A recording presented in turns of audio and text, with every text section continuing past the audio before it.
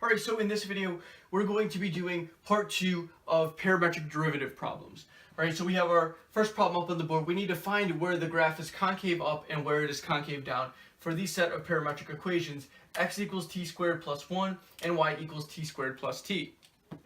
So first, we need to find that second derivative, right? So, that's going to tell us concavity, where it's going to be positive and where it's going to be negative. So to do that, right, we need to find our dy dx, and how we do that is finding dx dt, which of course that's just going to be 2t, and dy dt, which is going to be 2t plus 1. Okay, well, why did we find those? Well, that's because dy dx is equal to dy dt over dx dt. So that means that dy dx is going to be equal to 2t plus 1 over 2t, which is also equal to 1 plus 1 over 2t. That might make it a little easier to take the derivative the second time, because we're going to have to do that because the second derivative is equal to the derivative with respect to time of dy dx over dx dt, which is going to be equal to, well, we take our derivative with respect to time here. The 1 goes away, and then we need to take that derivative of 1 over 2t. All right, and of course, that is just going to be, we're going to make this negative, and this becomes a squared, okay? So this becomes negative 1 over 2t squared, all right? If that's tripping you up, just do a little bit of power rule here. All right, you can take that 1/2 out, and then have that t to the negative 1 remaining. Whatever makes it easiest for you. We need to put that over dx dt. Dx dt is just 2t. So this is all going to be equal to, well, we can put that 2t. That's going to go to the bottom on the upper fraction. So this becomes negative 1 over 2t squared times 2t, which gives us negative 1 over 4t cubed. All right, now we have our second derivative. We need to figure out when this is going to be positive and when this is going to be negative, because when it's positive, then we have concave up. When it's negative, we have concave down. We can see that its current state is negative, so that means if we get a positive number with this denominator, right, that's the only thing we can control is this denominator, because that's where we have the variable. So if we put in anything that is positive, we're going to get a negative overall, okay? So that means it's going to be concave down when t is greater than 0. Okay, and of course, when you plug in 0 itself, you're going to get an undefined answer, right? Negative 1 over 0. And so that means that t equals 0, right? That's not going to be included in our concavity, okay? But it's going to be concave up when t is less than 0. Okay, that's the other thing that we can say, because when we put in a negative number for t, we'll get a negative number in the denominator. That'll cancel out with the negative on top. So that means we'll get a positive second derivative, which means that we're going to get a concave up answer, okay? So that does it for our first problem. So same idea here. We're still finding where the graph is concave up, concave down. But now our functions have changed. We have x equals e to the t and y equals t, e to the negative t. Okay, first step, still, find dx dt and find dy dt. Dx dt, right, we know that's just going to be e to the t. And dy dt, well, that is just an application of product rule, right? We're going to get e to the negative t minus t e to the negative t. All right? That's just a little bit of product rule there. Okay, now we can find dy dx.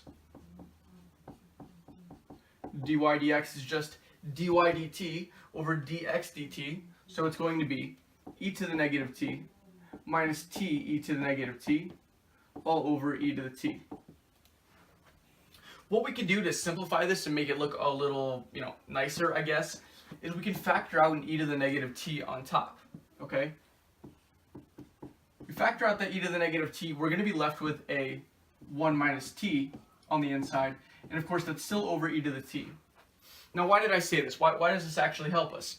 Well, we can use exponent properties here, right? This is just going to be equal to e to the, well, we have a negative t, this is going to be minus t because this is being divided, right? So we get e to the negative 2t times 1 minus t. And that is our first derivative, okay? Now we need to find our second derivative. And remember, I'll write the formula again for the second derivative. It is the derivative with respect to time of dy dx, what we just found, and that is over dx dt. So, what is the derivative with respect to time of dy dx?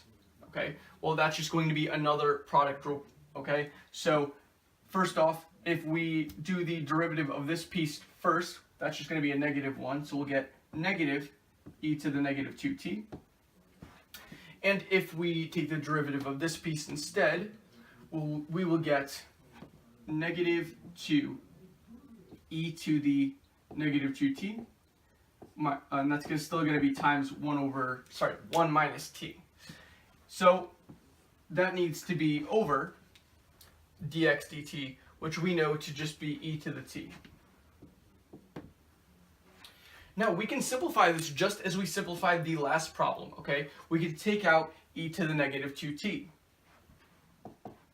We take out e to the negative 2t, we will be left with, on the inside, a negative 1 minus 2 times 1 minus t.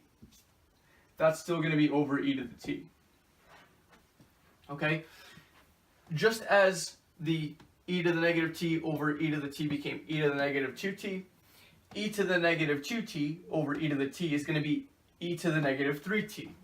So this is all going to be equal to e to the negative 3t times, well, this is going to be, well, we can write this, I guess, negative 1, it'll be minus 2, and plus 2t,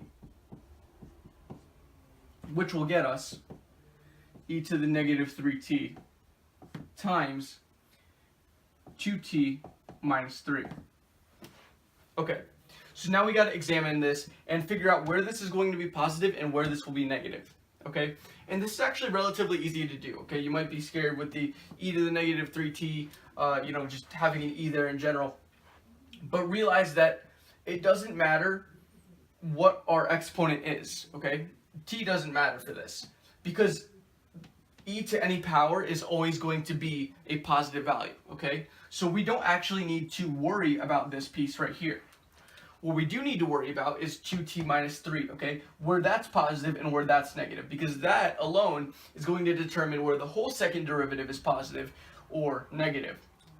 So to do that, we can just set 2t minus 3 equal to 0, all right? If we set 2t minus 3 equal to 0, well, that means that our inflection point is just going to be 2t equals 3, so t equals 3 halves, right? So where t is going to be less than 3 halves, we know that we will get a concave down graph, because that means that this piece will be negative, right? So concave down when t is less than 3 over 2, okay? And concave up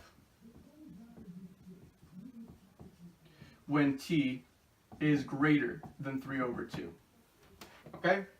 And that's really it, okay? Yeah, I mean, a lot of derivatives you'll probably have to do maybe some product rule, maybe some quotient rule, okay? But really, all you need to know is this second derivative formula, okay?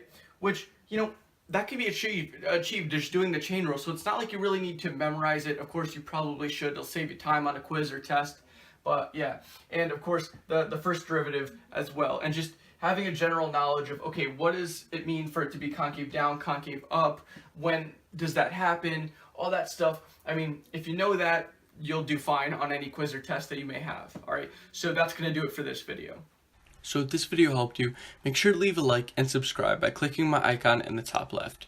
You can also view the playlist for parametric and polar, the explanation video for parametric derivatives, and the next video in the series. See you soon.